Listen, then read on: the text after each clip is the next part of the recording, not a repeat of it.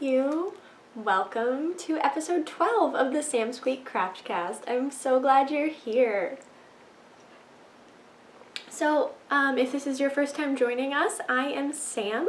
I'm coming to you from my home just outside the city of Chicago, where I live with my husband, my two crazy little redheaded boys, and my little old man dog. So that's me. You can find me anywhere on the internet, and by anywhere I mean on Ravelry and Instagram and YouTube as Samsqueak. So I'd love to connect with you and get to know you a little more, so friend me on Ravelry or follow me on Instagram, and yeah, I'd love to connect with you. So thanks for stopping by. Thanks for joining and having a little crafty time with me. If you are a returning viewer, welcome back. I'm so glad you're here. If you haven't subscribed, be sure to click that button down below, and you can click the little bell and be notified when I post a new episode. And guys, it's only been a month, and that was my goal. So I've set myself a schedule. I'm going to try and record on the fourth Friday of the month. Fingers crossed. So this 2 in a row, guys. I'm doing it. I'm really striving for consistency with my episodes. So I'm here, I'm back, and I hope you are having a great February. It's almost over. Yeah, it's almost the end of February, guys. This year is flying by. But I'm really ready for spring. I'm very over the winter weather.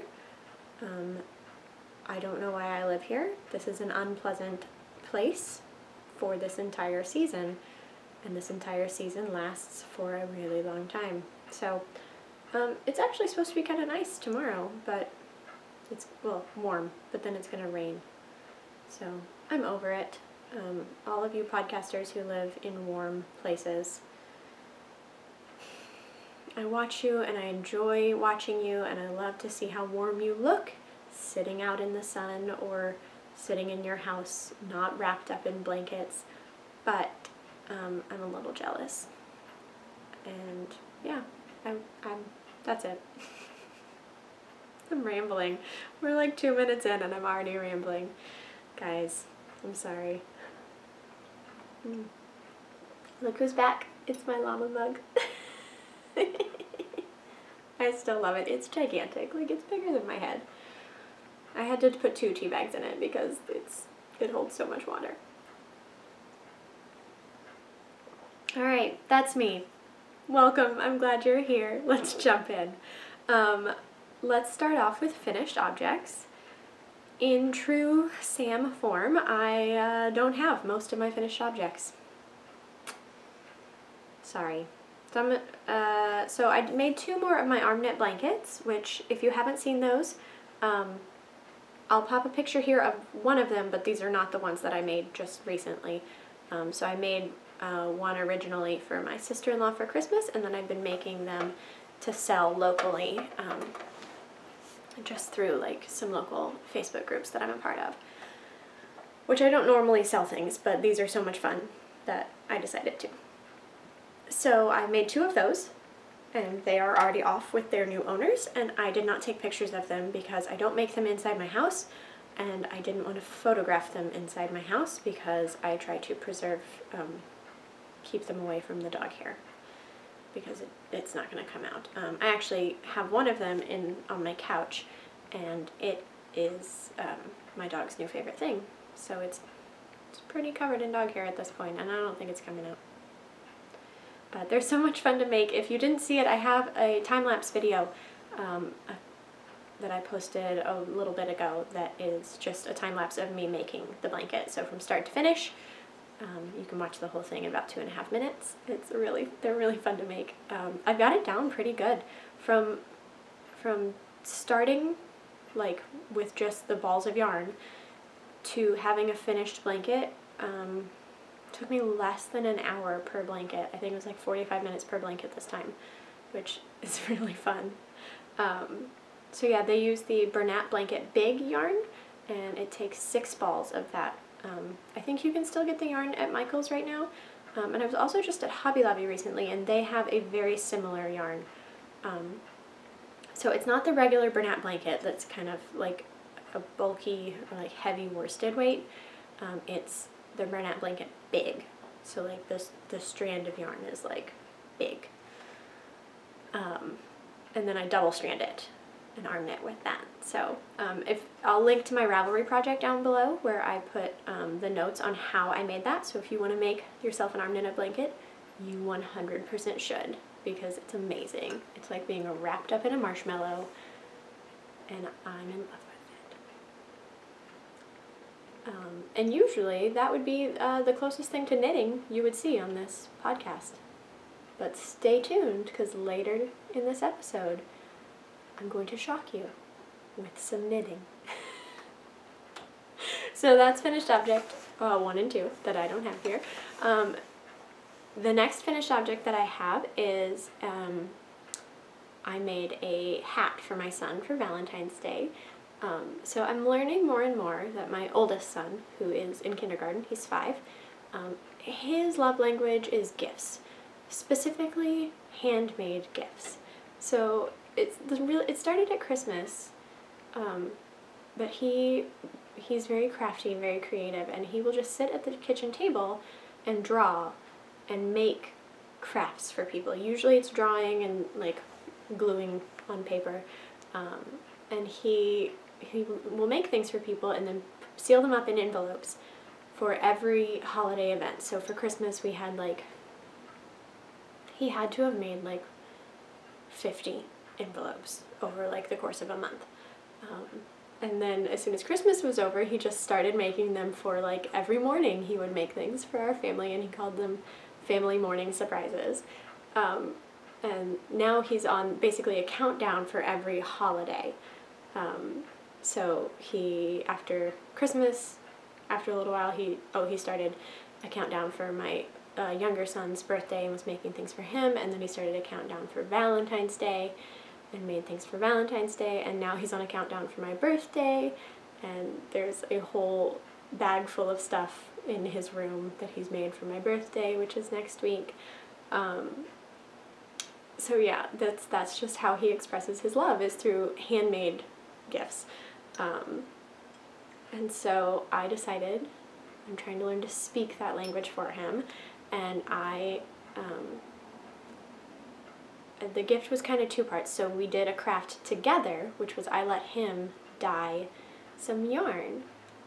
So Caitlin from Wildwoods Design had put up in her Instagram stories dyeing some yarn with food coloring with her daughter, who is younger than my oldest son. She's closer to the age of my little son, who just turned 2. And I just thought it was super cute that she was just involving her daughter in the process of what she loves to do. And I had dabbled a teeny tiny bit in food coloring dyeing last year, and I decided that I would do that with my son. So I got a skein of undyed wool and let him pick out his colors, and then I kind of helped him, but mostly I let him do it on his own, and he dyed it. So it's primarily bright blue with, or maybe it's 60% bright blue, 40% neon green, and then little flecks of like hot pink. So I used like the neon food coloring dyes. So we dyed that up, and that was really fun. He was very excited. And then I let him help cake it up after it was dry, and then I crocheted it into a hat for him. So just all around, it was like a handmade gift that he got to participate in, and yeah, he wore it to school on Valentine's Day and like told the whole class about it. It was super cute. Yeah, so that was really fun, and I want to do more of incorporating him into my crafting, because it is a passion of his, and yeah, I just want to feed that for him. So the hat, which he wore to school today, which is why I don't have it here, I'll pop a picture of it up here, is it's the Cobblestone Beanie, which is a free pattern on Sweet Everly Bee's blog, and it was really easy. It is a top-down hat, which I really prefer. I know, like, the brim up hats are all the rage right now, and they serve their purpose, and I do like them. But there's something really satisfying about making a top-down hat, at least for me. I really like just the way they fit and the way they're shaped, and I feel like they work up really fast. So it's a top-down hat made in herringbone half double crochets, and it was a lot of fun. It was super easy. I got it done in a couple days, and I love the way it worked up with the yarn. It's really bright. It's really bright. And then I just put a gray pom-pom on the back. So yeah, that is his Valentine's present, which was a lot of fun. I didn't make anything for the other one. I can only do so much. And then my last finished object is, put my tea down, what I'm wearing. So this is the Puppy Love Shawl. So this was a work in progress last time. I'll show you. Whoop. So I am all the way finished. It is massive. I mean, this is quite a wingspan here. It's made in worsted weight. I used Hobby Lobby's I Love This yarn, so it's 100% acrylic. It's very big, very schmoosy and cozy. So yeah, it's going to be very warm, like under a coat. I don't know that it's the kind of shawl I would just wear around my neck like this, just like around the house. I do that with my fingering weight shawls. I don't know that I would do that with this shawl. But it's very nice for draping over my shoulders and keeping me warm, and I really like it. So we talked about this last time. Oh dear, guys, this necklace does this all the time. I've got to stop wearing it with my yarn. It has a weird clasp that grabs onto all of my yarn. So the pattern has this open work here, and then this panels of solid, and then it has the crochet brioche technique that Kalisha developed for this pattern, which is a modification of just front post, back post stitches. So there it is on the other side. So each side is the same type of stitch, but shows the different colors. See them side by side there, kind of. Maybe? I can't see what you're seeing. I hope that showed. So that is my Puppy Love Shawl. And I am very happy with it. It's very cozy. So yeah, that is the paid for pattern by Kalisha of the Quirky Monday Craftcast. Hi Kalisha. And you should definitely go buy it and make it, because it's very comfy, very cozy, and I think it could very easily be made in different weights. It is very warm, and I do love a good bulky shawl in worsted weight, but I think it would also be really pretty in a more delicate fingering weight. So yeah, you should go make it and go support Kalisha, because she's amazing. That's all my finished objects, so not a lot for having been a month, but I do have one more that is actually a finished object that I'm going to show you a little bit later. Yeah. Let's do works in progress. During the polar vortex, when I wasn't working on my Puppy Love Shawl, we talked about this last time, that I've been having some like shoulder and elbow and arm pain, which is not unusual for me. It's kind of just part of my life, but it was really bothering me, especially crocheting post stitches. So I was thinking that I needed to do some like cross training crafting, so that I wasn't just doing the same repetitive motion over and over. I've also been watching videos of how people crochet, and I've determined that I crochet weird. So like a lot of people, when they're crocheting, I gotta find a hook. Can't really like talk about this accurately. So a lot of people when they crochet only move their hook hand, and this hand like holds, just tensions the yarn. But when I crochet, tension with this hand still, but I tension in a weird way by like pinching the yarn between my fingers, and then this arm twists with every stitch. So with every stitch, I'm twisting back and forth, and that's just causing some strain on my elbow and shoulder. I've tried relearning how to crochet a different way, how to tension my yarn differently, and I can't do it. It's just like I've been crocheting for so long this same way that I cannot retrain those muscles and retrain my brain to do it any differently. So I decided to intermittently take a break from crocheting and pick up my old friend knitting needles. So if you've been watching for any amount of time, you know that I don't knit. I can knit, I choose not to. Knitting frustrates me, it makes me a little angry, it's very slow, and I like fast projects, and I can't fix things when I mess up, and yeah. I love the look of knitting. I appreciate knitters. It's not my craft of choice. That being said, I do know how to knit.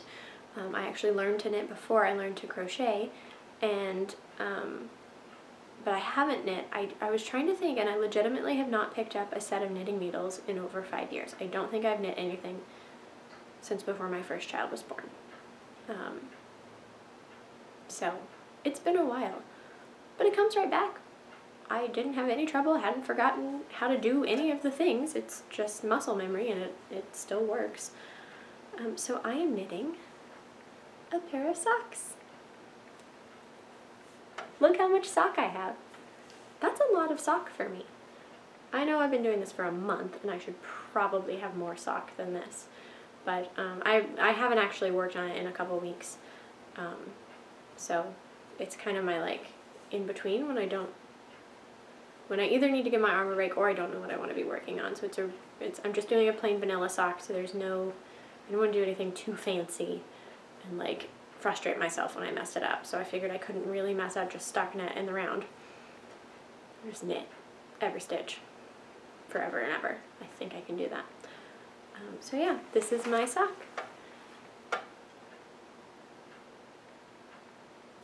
So this yarn is Lana Grossa, which I got at my local yarn shops de-stash sale. It's thick. I don't know what color it is. This ball is not in English. It's in German. The yarn's made in Italy. The ball band's in German. I don't know. But it's 80% wool, 20% polyamide, and it is superwash. Superwash? Yes. Just these pretty purples and grays and browns. So I started knitting the magic loop, but I don't really have needles or a cord that is quite long enough to be real magic loop. It was working fine, but it was kind of a pain because the rows are so small and the join where the needle is, I was having a hard time getting it through the stitches. So like every half row I was having to stop and get frustrated with it. So I ordered some Chalco red lace 9-inch circulars. And yeah, they're really tiny. It's a little disorienting to knit like just real close together. But I'm doing it. I think I'm about to the point where I need to make the heel, so that's another reason I have stopped, because that intimidates me. But yeah, I did it. I was impressed. I made a toe. I have had some problems with these, so when I transferred them from the magic loop needles to the red lace needles, I got them transferred fine. I started knitting, and then like 2 rows later, I looked at it and I was like, that's not right. And I was somehow, I don't know what happened. I was knitting and they were purl stitches coming out. So I guess I must have like got it inside out or backwards or something when I transferred it. I don't know. So I took some deep breaths, and I was like, I could either do what I always do with knitting and like put it in a box and never look at it again, or I can try to fix it. So I probably didn't fix it the right way. A real knitter probably would have done it differently, but I carefully pulled out the needles. Did I pull the needles?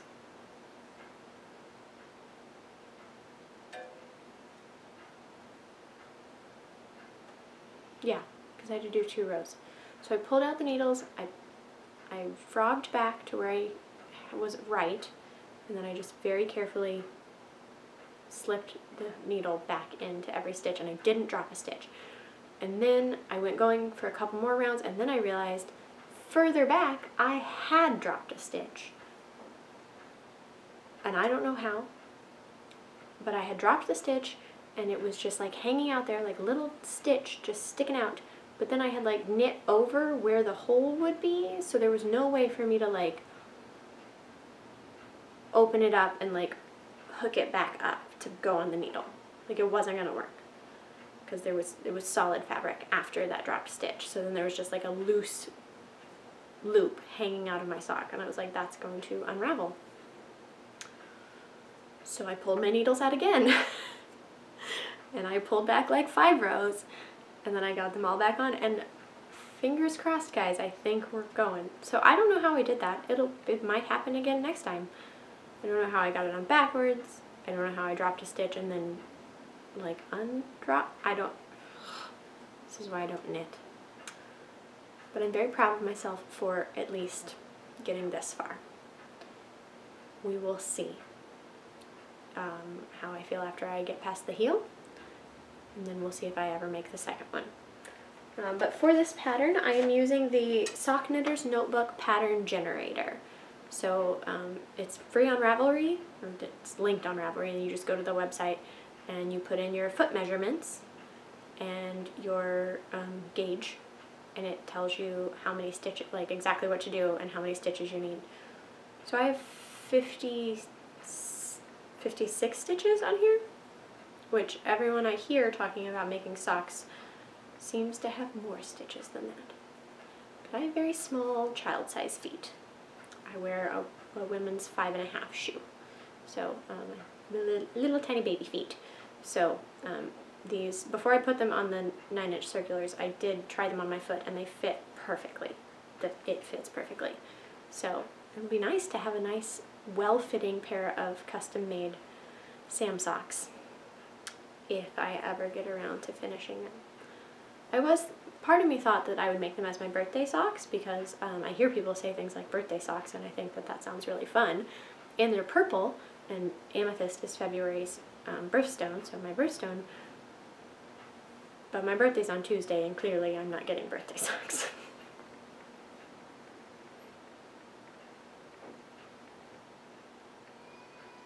Do you hear that? That's my child not napping. He fought going down for a nap, and I thought we had made it.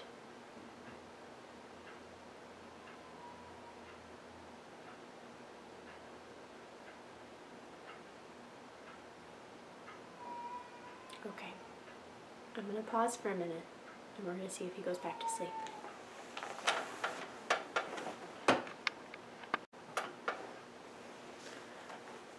Okay, I think we're back. Hopefully. This child takes like 3-hour naps, unless I need him to. Anyways, so that was my sock. I'm not going to talk anymore about it. My next work in progress is really just a new skill building. So I have been wanting to try Tunisian crochet, and guys, Tunisian crochet is like blowing up on Instagram, which does not help my strong desire to try it. So I've had a hook in my stash for a while, and I decided to just go for it. So I found a very simple tutorial on how to do like the Tunisian simple stitch, and I'm making a washcloth. This is Hobby Lobby. I love this cotton in this colorway. I don't know. Ball band is long gone. This is very clearly a first project. This is like when your friend first teaches you to knit and like your scarf has like edges that look like that. So we are very clearly like not experts at this. So I've clearly dropped things here. I think I've added some things over here. I dropped another one just here. I don't know how. I don't know where it went. I think I can just pick that up. Can we do that? Boop, done. Look, I'm fixing things. So I'm enjoying this. I haven't worked on this in a couple weeks either. This was another one of my polar vortex, like, and bored out of my mind. Let me figure out something to do. The other thing I'm trying to do when I am teaching myself to Tunisian is to change how I tension my yarn. Because I figured with a different kind of hook, it's a different enough technique that maybe my brain wouldn't be so angry about me trying to do something new. And I also hold the hook differently. So I'm a pencil holder when I regular crochet, but I'm by default holding this in a knife hold, which is I think helping. So yeah, I'm very slowly Tunisian crocheting. I do not like this bamboo hook. I don't like regular bamboo hooks. I don't like bamboo needles. I don't know why I bought a bamboo Tunisian hook. Not a fan. So I just bought at Hobby Lobby a Susan Bates 6mm hook with a tail thing so that I can make bigger projects. So once I get through this row, I'm going to switch it over to the new hook and see if I like that any better. Because I just don't like I like the feel of a bamboo hook in my hand, but I do not like the way it glides on the yarn. And I don't like inline hooks. Can't use them. And this is an inline hook, so it's just all sorts of out of my comfort zone. But I'm very slowly but surely making progress on this. And I'm becoming a little obsessed with Tunisian patterns. I only know how to do this simple stitch right now, so I'm hoping once I get enough of the dishcloth that I can call this done, then I will learn some new stitches. There's a pattern on All About Ami, I think, that is a Tunisian bulky shrug, and I want it. I want it very badly. It uses 9 balls of Woolies Thick and Quick, which is a lot of yarn. But I figure if I can stock up on some coupons and kind of stockpile them and get them on sale, then that's acceptable. And I will, yeah, I really want that. It's getting to be where like it's the end of winter, so it doesn't make sense for me to make such a bulky sweater. But I figure I can just make it and then save it for next year. So that might be my first like legitimate Tunisian project. It uses a gigantic hook. And like with regular crocheting, gigantic hooks I find a lot more fiddly than regular hooks. So I don't know how wise that is of me to do a giant hook Tunisian project as my first real project, but I want that sweater so badly, I don't care. That's what I want to do. So we'll see how that goes. Have I bought any yarn for it? No. Have I bought the hook for it? No. Have I learned how to do the stitch in that pattern? No. So we will see. But I've been like dreaming about that scarf, or shawl, shrug. I hope you guys can hear me okay. I'm trying to speak a little quieter because the way our house is set up, like even though I'm on a different level than the kids' bedroom, the voices carry like straight up the stairs and into their room. So I hope you can hear me. My last work in progress is my Secret Paths shawl that I showed off on Instagram the other day. So I am making this for my grandmother, who was just moved into a memory care facility. My grandpa, who I just saw last weekend, kind of like, hint, hint, you should make something for her. And I was like, I can do that. She's sweet. She's not my biological grandmother. My grandmother died when I was a senior in high school, and then my grandpa married Jane, who we love. So that was like 13 years ago. So like she's essentially my grandma, but yeah. So we love her. She's so sweet, and yeah, it's really hard to watch someone you love have to move into an unfamiliar place, and just dementia is a really mean disease, and it's really hard to watch her go through it and watch my grandpa have to go through this. So yeah, when someone's going through a hard time, my default is to crochet for them. So even if he hadn't asked me to, I'd probably be making a shawl for her. So here it is. This is the Secret Paths shawl. This is a free pattern by, I might butcher this name, I'm sorry, Mijo Crochet, M-I-J-O. She is the designer who did the Lost in Time shawl that is like all over the internet. Like everyone's made that shawl, I think, except for me. And I want to. And I thought about making it for this pattern, but I also had the Secret Paths shawl saved in my library, and I think it's a little bit simpler of a pattern, so I thought I could get it done more quickly. So I'm making it out of Yarn Bee Sugar Wheel, which is their version of Caring Cakes, except it's 100% acrylic. So that is my color that I chose for her, and it is Marbled Marzipan. So I am almost through one cake, that's all I have left. And I have this much shawl. Also in true Sam fashion, I didn't really look to see how much worsted weight would be advised for a decent sized shawl. And I think everyone pretty much uses like 2.5 to 3 balls. So this might be a smaller shawl. But I'm not going back to Hobby Lobby because I was at my mom's house when I bought this yarn, and Hobby Lobby's like right down the road, and my Hobby Lobby is like 30 minutes away on a good day. It's not very far, like miles wise, but you know, Chicago traffic. So I don't go to Hobby Lobby if I can avoid it. So hopefully this will be enough. But yeah, so it's got fun popcorn stitches and some front post, back post to make this ribbing here. It's a really simple repeat. It's just a 4 or 5 row repeat, and then the you do the popcorn at the end of, like, you do 2 rounds of the repeat and then you do a row of popcorn. So yeah, I'm really happy with that. It's worked up really quickly because I was at my mom's house, which means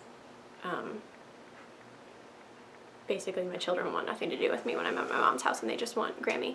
So I got a lot of crocheting time done. And then I talked to her today, and she was like, have you finished the shawl yet? And I was like, no, because I'm parenting now. Like, you're not entertaining my children all day, so I have to. So I'm back to crocheting at night. Yeah, I will hopefully have this done quickly, and I can get that mailed off to her. Yeah, that is the Secret Path shawl. It's really fun. You should make one. I really like it in the self-striping yarn. And I decided to go for 100% acrylic because I thought being in, you know, I didn't want to give anything with like complicated care instructions being in a home. So, here we are. Isn't it pretty? I like the pinks and the purples. I know these aren't my normal colors, but it's not for me, so I can work with my not normal colors. But also, it still has teal. My mom gives me a very hard time because everything I make and own is teal and gray. And so I intentionally bought something that was not teal, but a little bit teal. Because I'm predictable. So that is that. That's my last work in progress. I will show you my design in progress. That's what we'll do next. One moment, it's over there.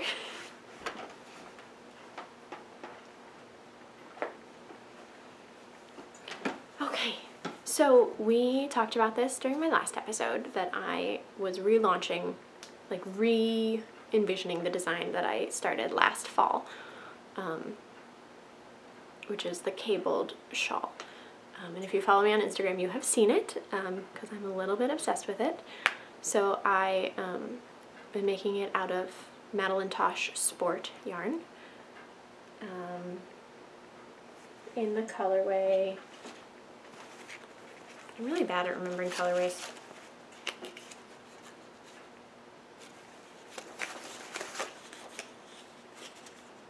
Undergrowth. Not a very attractive name for a yarn, but it's a very pretty yarn.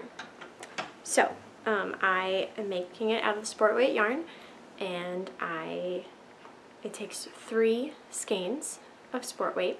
I think you could make it in any weight. Well, I think you could make it in a thinner weight. You could probably make it in a worsted weight. It would be pretty bulky, just the nature of the pattern, but I think it would be really pretty in a figuring weight. I just haven't made it, so I don't know how much it would require. But let me show you. Oh, I'm going to take my necklace off because I've already snagged it one time on this necklace.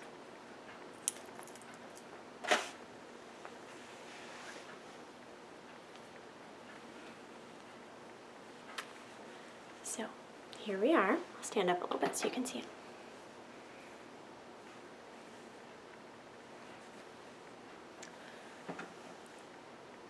What do you think? I love it. It's so cozy. I mean, it's Madeline Tosh, so I think that gives me a little bit of an advantage because it's just such great yarn that anything you make with it's going to be lovely. But it is very big and very deep, and I haven't blocked this yet, so that's my plan for this afternoon, is to block it, but it's very stretchy. So here's the main body of the fabric, and then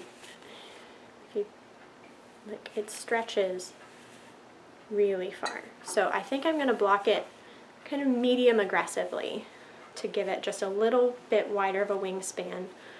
But it's a pretty good size right now. I know you can't see. It's pretty big. And it's pretty deep. Yeah, so it's just got a very simple braid on the side. It's a simple cable, and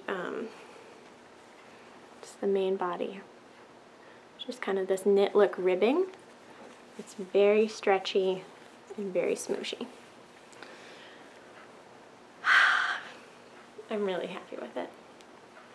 So this, I've got the pattern written.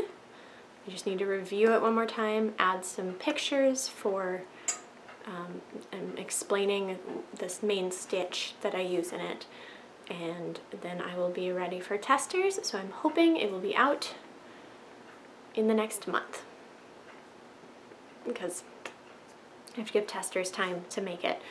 It's not super, it doesn't have to be super, you don't have to finish the whole thing, I don't think, before I can get it released, as long as I can get feedback, because the repeat starts like here. So once you've done that section, it's all the same. It's just a very simple 4 or 5 row repeat, which is just for the cable.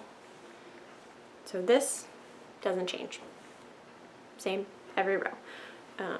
So yeah, it's just the cable that has the little bit of a repeat in it. So yeah, stay tuned. It's coming soon. If it is ready before my next episode, I will record a little mini video here and put that up for you. And I will offer a discount, again, for my lovely subscribers. So look for that, and yeah, I hope you love it too.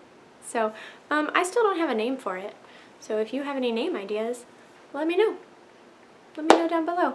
And I can't wait to see everyone make one, because it's fun to see something that started off in your head and then turned out to something you made in your hands, and then release it out into the world and see what other people do with it. So I'm excited to see different variations of this scarf shawl. So yeah, that's my design in progress. I have a couple more ideas that I'm going to get started on. I'm going to force myself to get this one at least off to testers and like ready to be released before I start on a new design. Also, I have to finish my shawl. One thing at a time. Does anyone else have that problem? Like, I start working on something and it's like my brain starts spinning with all the different things that I could do or that I want to do. And if I'm not working on anything, then I get into like a funk and I can't think of anything creative I want to do. But then when I'm working on something, I'm constantly like thinking about other things I want to work on and not enjoying the project I am working on. There's like a point in working on a project where it's just like the steady part, where like I've got the pattern memorized, I know what I'm doing, and I just have to finish it. And that's when my brain starts being like, we need to do something else. But that's my pattern. I'm gonna leave this on. It's real cozy. That is everything. Everything for designs in progress and works in progress. Done. I have a few acquisitions. One, I have a friend who asked me to make a blanket for her third child. They had a family friend who made a blanket for their first two children and then never made one for their third child. So she didn't want him to feel left out, so she asked me to make him a blanket. So I got 2 more Yarn Bee sugar wheels in Parisian macaroon. Right, I thought these were fun little boy colors. And then I got gray, I love this yarn, to go in with this. I think I'm going to do a moss stitch blanket and just like alternate between the color and the gray. I haven't decided yet. I'm torn between doing a like round and round granny square moss stitch blanket and just making it a giant square, or doing a corner to corner moss stitch blanket. I don't know, but I'm really loving moss stitch right now, so it's definitely going to be a moss stitch blanket. We'll see. We'll see what comes off my hook. That's my main acquisition, and then I responded to a call on Instagram for Northern Bee Studio, who is a yarn dyer that I purchased some yarn from at YarnCon last year in April, which I'm going to again this year. So if you're going to be at YarnCon, let me know. I would love to meet you. So she had put a call out that she wanted some new samples to show off her yarn, and had a couple knit patterns and then 1 crochet pattern, and I was like, oh, pick me, and she did. So she sent me this beautiful skein of yarn. Look at those purples. So it's a beautiful deep tonal purple. It is the color Crocus. This is her lace weight yarn, so it is 100% targi wool. How do you say that?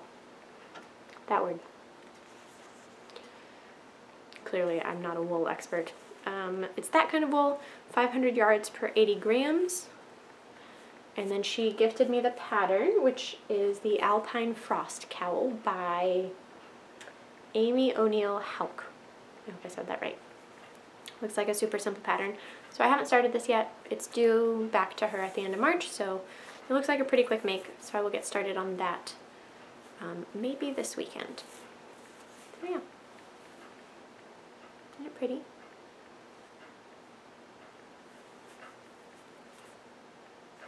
So, as a, in return for making the sample for her, I get shop credit for her shop, so I am going to be stalking to see what I want to get, and I might use something for my next design.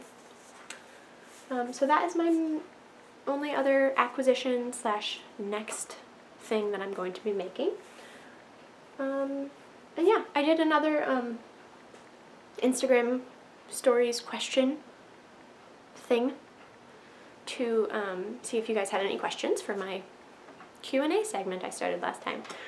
So one question I got was, how did I get into crocheting? Which I think I talked about on like my first episode, which I'm sure like 2 of you watched. So I'm happy to tell you again.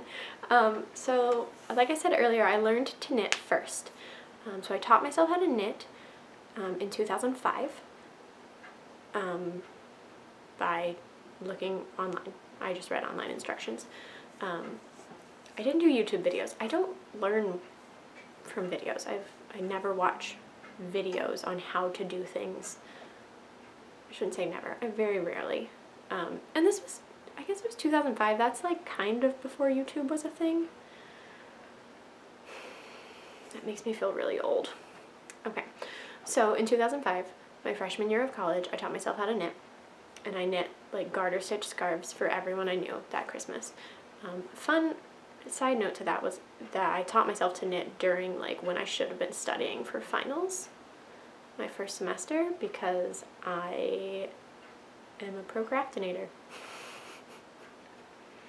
I did fine on all the finals, so it's not a big deal. It didn't set me up well to like learn from that.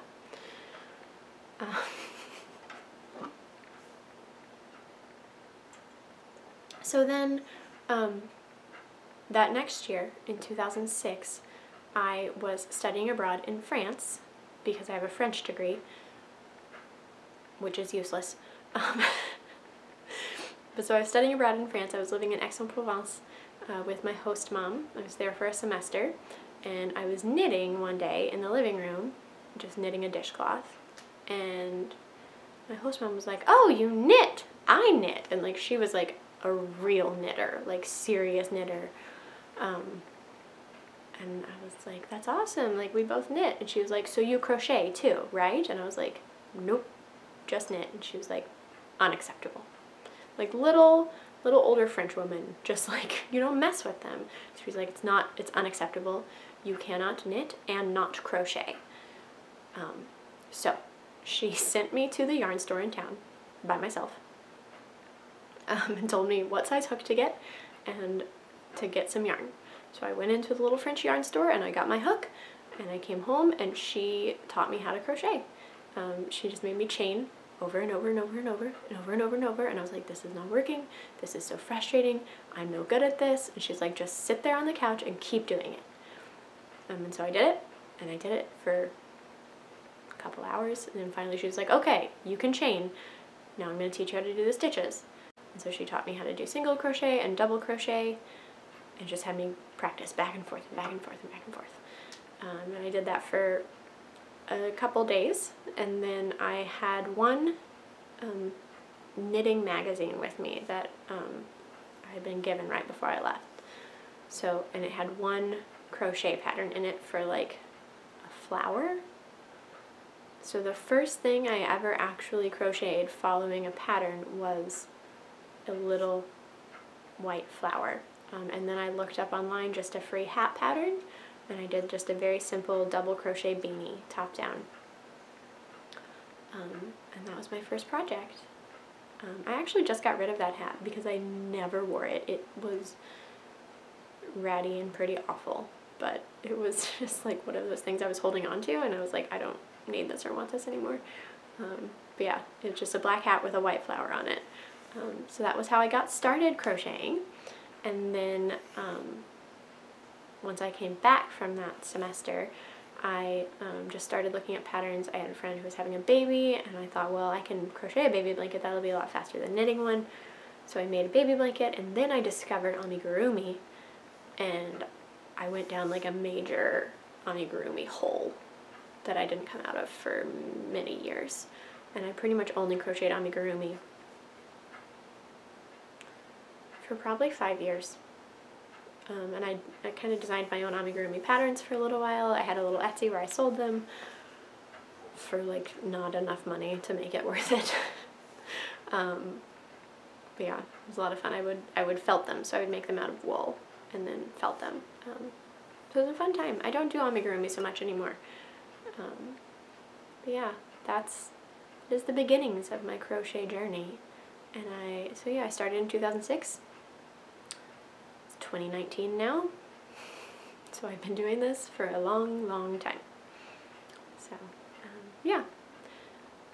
I'd love to know how you started crocheting though, so if you want to leave me a comment down below and let me know how you got into crocheting, yeah, let me know, because I think it's fun how everyone has a story, like somebody taught you or you wanted to make something specific for somebody, and yeah, it's fun to know how people got started and then like never stop.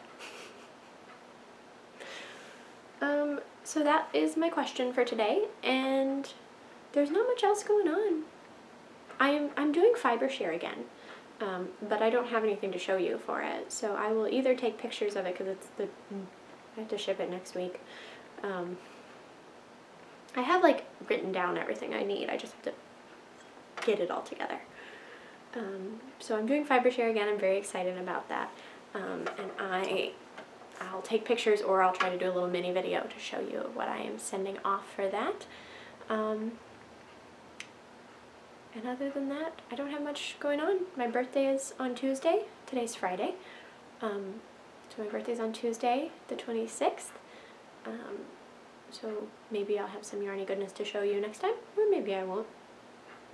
Yeah, like I talked about, my family doesn't buy me yarn. I just buy my own yarn. Yeah, not much else going on in life. Just things are pretty normal, which is good. I feel like coming down after the holidays and the new year, I'm just ready for like regular life.